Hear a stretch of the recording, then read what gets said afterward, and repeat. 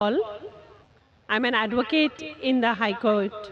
I'm a Hindu married to a Christian. My question, which has come to my mind regarding killing.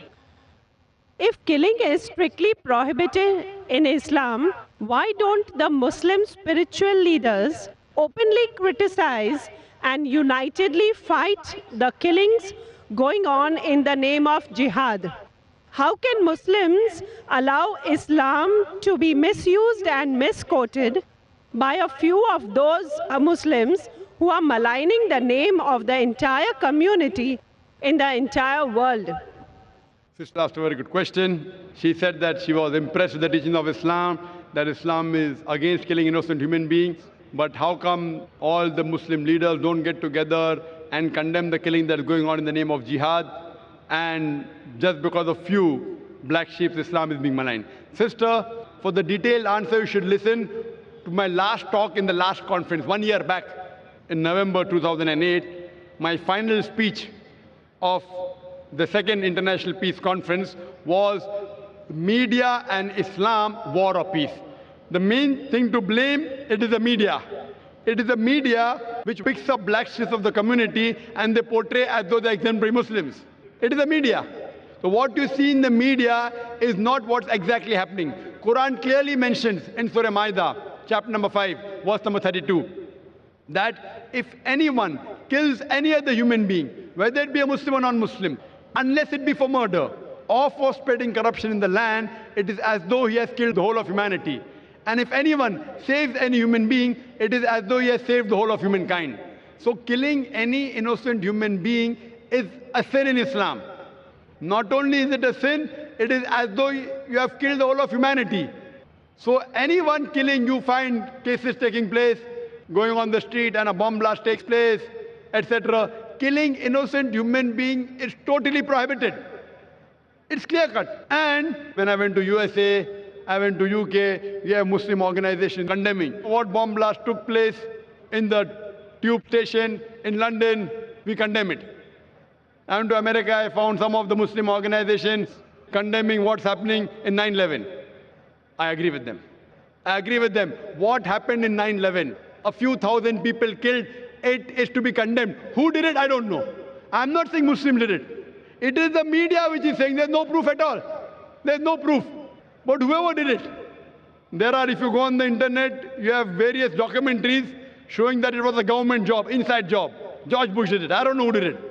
Whoever did it, killing thousands of innocent human beings in 9/11, in the Twin Tower bombing, is to be condemned. More than 50 people killed in the tube bombing in London is to be condemned. More than 100 people killed in Bombay in July, a couple of years back, in the train bombing in Bombay is to be condemned. But don't put a full stop. Simultaneously, I also condemn the thousands of people killed in Afghanistan, the thousands of people killed in Iraq, the thousands of people killed in Palestine. I call this white-collar terrorism. You know what they are doing? They are giving missiles. They are sending bombs. There in Palestine, they are fighting with stones. And they are called as terrorists. America is sending bomber Patriot missiles. They are sending cluster bombs. Cluster bomb, when it falls, it breaks up into many bombs and kills thousands of Afghanis. For what? It is a coward act. Therefore, I said in my last lecture, the biggest terrorist in the past couple of decades, it is George Bush. Number one. There is no one who has killed as many people as George Bush has killed. And now he's no longer there. In Iraq, he has put a sanction on medicine and 500,000 children were killed in Iraq because of George Bush. We know very well, even if I agree that one person was hiding there, there is no proof that Bin Laden did it. Even if he did it, imagine for one man, you're killing thousands of people.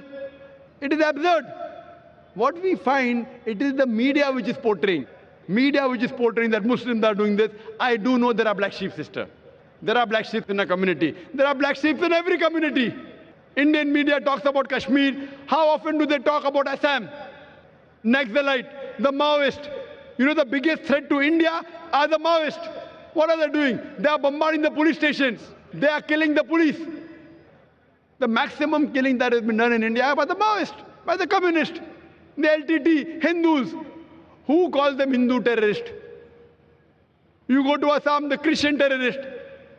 When the Hindus do it, you call it LTTE, Liberation Tamil Tigers, LM. If you go to UK, IRA, Irish Republican Army, they're Catholics. They have a big difference between the Catholics and the Protestants. No one calls them Catholic terrorists. Why? So what we find that no religion teaches to kill innocent human beings. But there are more non-Muslims killing innocent human beings than Muslims. Now so-called Muslims who killed innocent human beings, they aren't Muslims. They aren't following the teachings of the Quran and the Prophet. But what the media does, media picks up these black sheep and they portray as though they're exemplary Muslims. So the media has to blame, number one. Media.